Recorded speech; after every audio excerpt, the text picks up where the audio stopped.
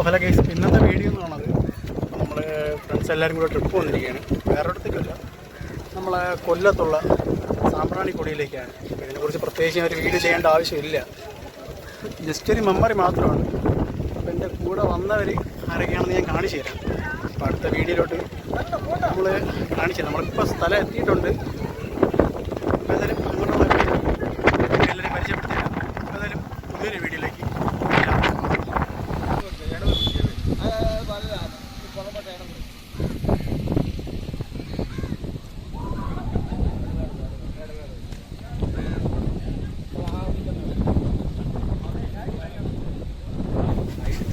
ചേട്ടാ. എത്രയാ ടിക്കറ്റ്? എത്രയാ? 150. നിങ്ങളുടെ ടിക്കറ്റ് കൗണ്ടറിൽ ആളാണ്. ഒരാൾക്ക് 150 ടിക്കറ്റ് വരുന്നത്. അപ്പോൾ നമുക്ക് ടിക്കറ്റൊക്കെ കിട്ടിയിരിക്കുകയാണ്. നമുക്ക് എന്തായാലും ബോട്ടിൻ്റെ അങ്ങോട്ടൊക്കെ പോയിട്ട് സെറ്റാക്കിയിട്ട് ബോട്ടിനകത്തുള്ള വീഡിയോ ഒക്കെ അത് കഴിഞ്ഞിട്ട് ചെരുപ്പൊക്കെ നനയ്ക്കണമെങ്കിൽ താല്പര്യമുള്ളവർ മാത്രം അങ്ങോട്ട് കൊണ്ടുപോയാൽ മതി. ഇല്ലാത്തവരൊക്കെ വണ്ടിയിൽ വെച്ചിട്ട് പോകണം. നമ്മൾ വണ്ടിയിൽ ഊരിയിട്ടിട്ടാണ് പോകുന്നത്. എവിടെയെങ്കിലൊക്കെ പോയി കയറി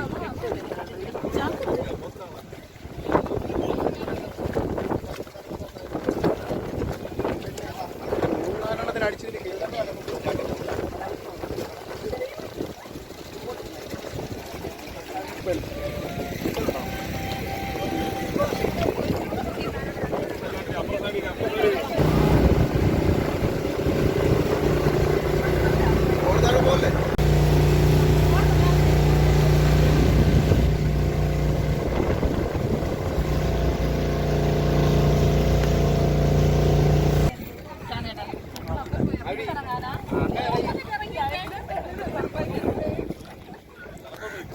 പേടിയാണെങ്കിൽ വീട്ടിൽ കിടക്കാൻ അത്രേ. ഇന്നലെ ഇതൊന്നും ആയിരുന്നില്ല. വെള്ളം പേടിയുള്ളവർ വരണ്ട. അങ്ങനെ അവസാനം ഞാനും ഇറങ്ങി. വെള്ളം നല്ല പേടിയുണ്ട് കേട്ടോ. ശേഷം ഞാൻ എൻ്റെ ഫുൾ വീഡിയോ ആയിട്ട് കാണിച്ചു തരാം. ഏതൊരു ഇപ്പോൾ വെള്ളം കുറവാണെന്നാണ് ഇവർ ഇവിടെ പറഞ്ഞത്. ചെരുപ്പൊന്നും ഇട്ടില്ല കേട്ടോ. വല്ല മുള്ളു വല്ലം കുത്തി കയറില്ല. ആണ് ട്രൗസറൊക്കെ ഇട്ടുകൊണ്ട് വന്നിരിക്കുകയാണ്. ട്രൗസർ ഒരു വ്ളോഗറാണ് കേട്ടോ. ട്രിവിയൻ ഞാൻ എന്തായാലും എൻ്റെ ഏതൊരു മുങ്ങിയിട്ടുണ്ടോ ഞാൻ ഇപ്പോൾ കാണിച്ചു കേട്ടോ. ഇത്രയാണ് ഏകദേശം. ഇപ്പോൾ വെള്ളം കുറവാണ്. അവർ പറഞ്ഞ വെള്ളം സാധാരണ നമുക്ക് ഏകദേശം ഇതുവരെയൊക്കെ വെള്ളം കാണും. വെള്ളം കുറവായതുകൊണ്ട് എനിക്കിപ്പോൾ ഇത്രയേ ഉള്ളൂ. എന്തായാലും പാൻറ്റ് കുറച്ച് നല്ല ട്രൗസർ എടുക്കേണ്ടതായിരുന്നു, മറന്നു. എന്തായാലും ബാക്കി നമ്മുടെ കൂടെ ഉള്ളത് അങ്ങോട്ട് നിൽക്കുകയാണ്. അവിടെ പോയിട്ട് ബാക്കി കാര്യങ്ങളൊക്കെ കഴിഞ്ഞു.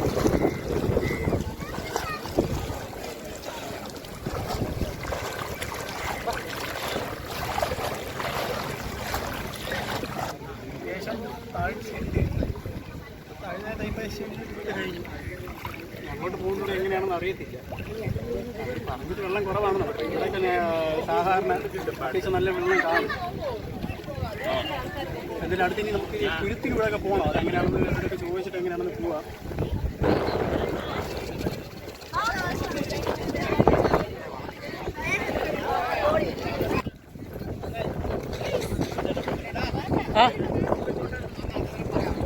ഞാൻ ചോദിച്ചോട്ടെ.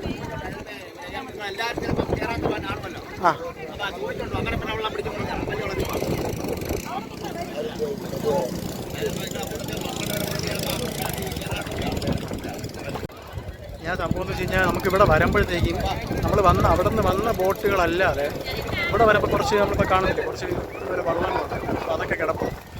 അത് എന്തിനാന്ന് വെച്ച് കഴിഞ്ഞാൽ നമ്മൾ ഇവിടെ വന്നിട്ട് ഇവിടെ ഓരോ തുരുത്തുകളും, അതായത് ഈ കണ്ടൽക്കാട് അങ്ങനെയുള്ള കുറേ സംഭവം. അപ്പോൾ അവിടെയൊക്കെ അതിൻ്റെ ഇടയിൽ കൂടെയൊക്കെ പോകാൻ വേണ്ടിയാണ് ആ ഒരു സംഭവം. പക്ഷേ അതിന് സെപ്പറേറ്റ് പൈസയാണ്. അവിടെ ഒരാൾക്ക് 100 രൂപയാണ് ബോട്ടിന് വരുന്നത്. ബോട്ടല്ല, ഈ വെള്ളമാണ് ഇതൊക്കെ ഇല്ല. അപ്പോൾ ഇതിലൊക്കെയാണ് പോകുന്നത്. ഇതിൽ മിനിമം ഒരു 8-9 പേരാണ് ഇതിൽ അലോ ഉള്ളത്. ഇപ്പോൾ കൂടുതൽ പേരുണ്ടെങ്കിൽ അവർ തന്നെ വേറെ ബോട്ട് അറേഞ്ച് ചെയ്ത് നമ്മളെ കൊണ്ടുപോകും. ഇതിൽ ഒരാൾക്ക് നോർമലി ഇതിലാണെങ്കിൽ വരുന്നത് 100 രൂപയാണ്. അതിപ്പോൾ എന്തായാലും എല്ലാവരും കൂടി ചോദിച്ചിട്ട് നമുക്ക് അങ്ങോട്ട് പോകാൻ പോകുന്നുണ്ടെങ്കിൽ പുള്ളിയോട് ചോദിച്ചപ്പോൾ 1200 രൂപയാണ് ഒരു ബോട്ടിന് വരുന്നത്. ചോദിച്ചുകൊണ്ട് 1000 രൂപയാണെങ്കിൽ 12 പേർക്ക് പോകാമെന്ന് പറഞ്ഞു. എന്തായാലും ഇവിടം വരെ വന്നിട്ട് ഫോട്ടോ എടുക്കാമോ? ഐ ലവ് സാമ്പ്രാണിക്കുടി എന്നൊക്കെ ബോർഡൊക്കെ ഉണ്ട്. ഇവിടെ വന്നതിനൊരു തെളിവാണല്ലോ. ഒരു ഫോട്ടോ ഒക്കെ എടുത്തിട്ട് ഒരു ഗ്രൂപ്പ് ഫോട്ടോ ഒക്കെ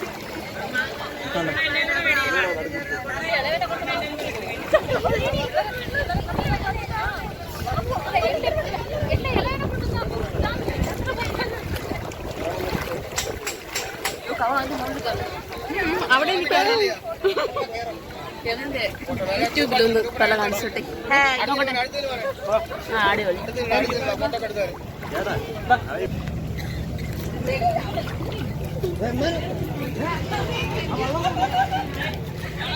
ശരിക്കും ഈ കാണുന്നില്ലേ, ഇതൊക്കെയാണ് നമ്മുടെ ഈ വലിയ കാടായിട്ടൊക്കെ നിൽക്കുന്നത്. ഇതൊക്കെ വാടിപ്പോയതാണോ മുളച്ച് വരണതാണോ എന്നൊരു പിടിയില്ല. എന്തായാലും സംഭവങ്ങളാണ് കേട്ടോ. അമ്മേ ഞണ്ട്.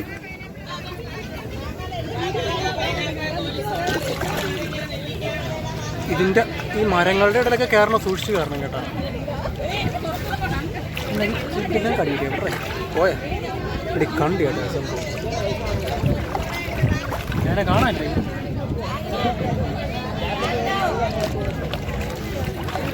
ഇത് ഒളിച്ച് കളിക്കണ്ടേ, നമ്മൾ ഇപ്പുറത്ത് വരുമ്പോൾ അത് അപ്പുറത്ത് വരും.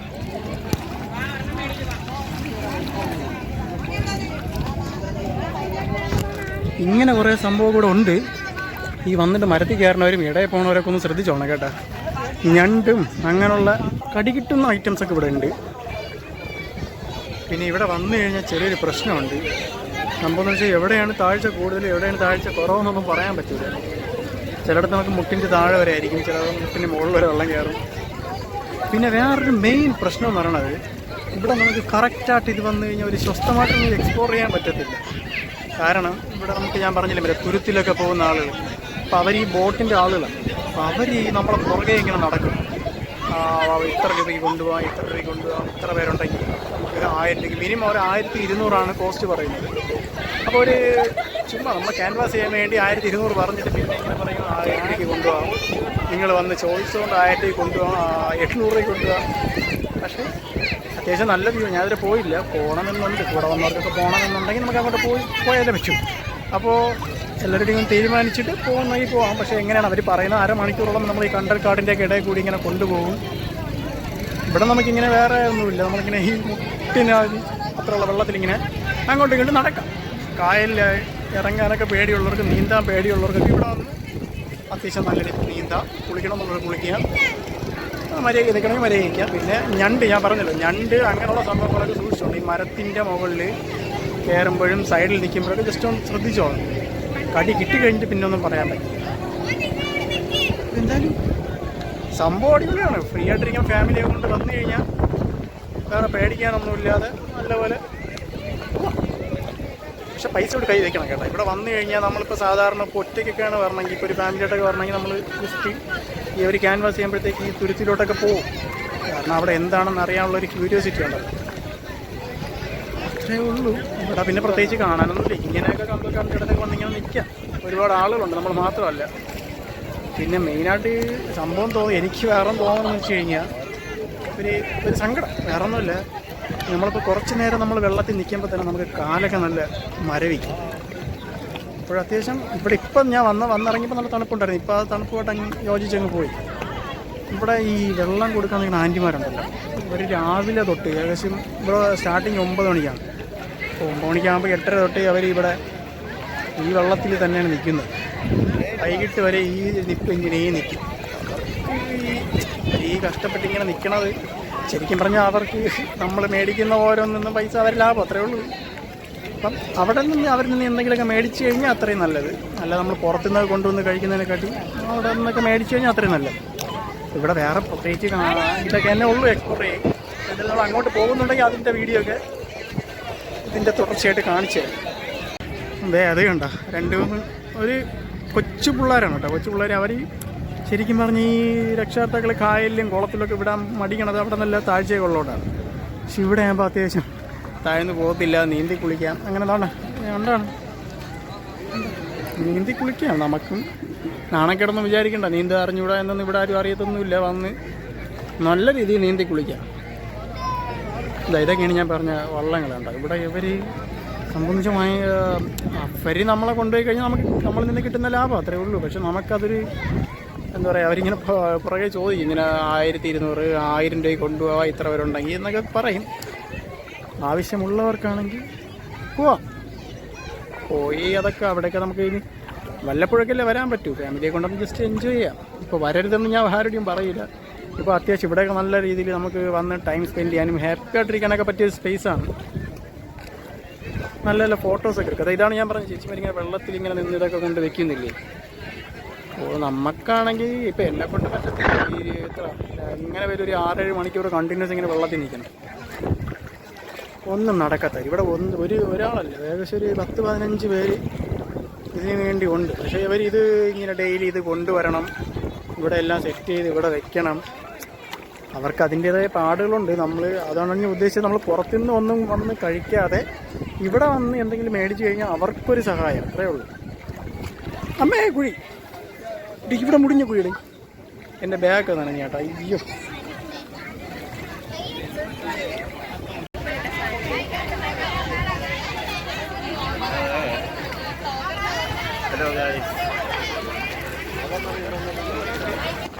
പോയി മേടിക്കുക. ഇതാണ് നമ്മുടെ കോർഡിനേറ്റർ. ഇനി ഓരോരുത്തരും പരിചയപ്പെടും. ഇതൊക്കെ വീഡിയോയിൽ നമ്മളെ പഴയ വീഡിയോയിലുള്ളവർ തന്നെ. അജീഷ് ഏട്ടൻ, സുജീഷ് ഏട്ടൻ, ഫോട്ടോ എടുക്കുന്ന ഫോട്ടോഗ്രാഫറാണ് ഷാനി ചേട്ടൻ. ഇത് നമ്മളവിടെ സ്ത്രീജനങ്ങളാണ്.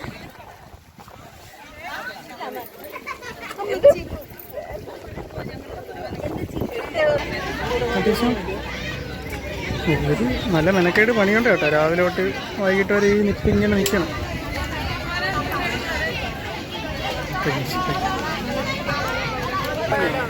പൈനാപ്പിള്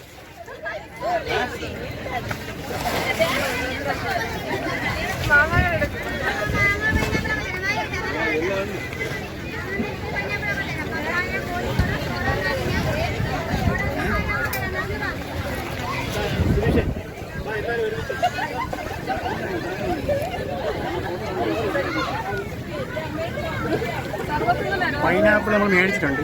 നമ്മൾ മേടിച്ചത് ലിജി ചേച്ചിയുടെ കടയിൽ നിന്നാണ്. മാക്സിമം ഇതുപോലെ പുറത്തുനിന്ന് ഫുഡ് കൊണ്ടുവരാതെ ഇവിടെ നിന്ന് കൊണ്ടുവന്ന് കഴിക്കുന്നതായിരിക്കും നല്ലത്. കാരണം അവർക്കൊരു സഹായം, നമുക്കൊരു വിശപ്പ് മാറും. അത്രേ ഉള്ളൂ.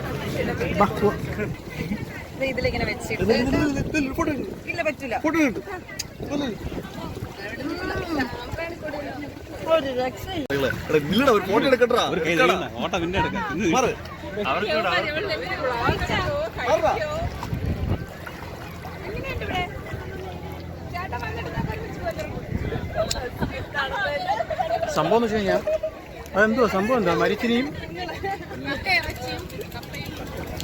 അതായത് ഇളക്കിയ മരിച്ചിനിയും കക്ക ഇറച്ചി. കക്ക നല്ല വരട്ടിയ സാധനം, അടിപൊളി ടേസ്റ്റ്. ഇത് എത്ര രൂപ എത്ര രൂപ? ഒരു പ്ലേറ്റ് 150 ആണ്. അത്യാവശ്യം നല്ല ടേസ്റ്റ് ഉണ്ട്.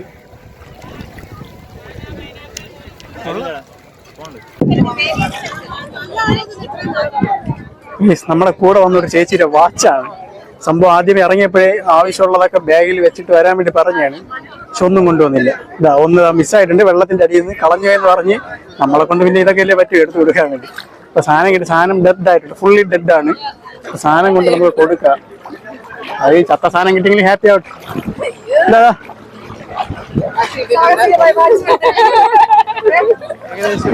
ഉച്ചയായിട്ടുണ്ട്, 12 മണി അടുപ്പിച്ചായിട്ടുണ്ട്. നമ്മള് 10 മണിക്ക് വന്നതാണ്.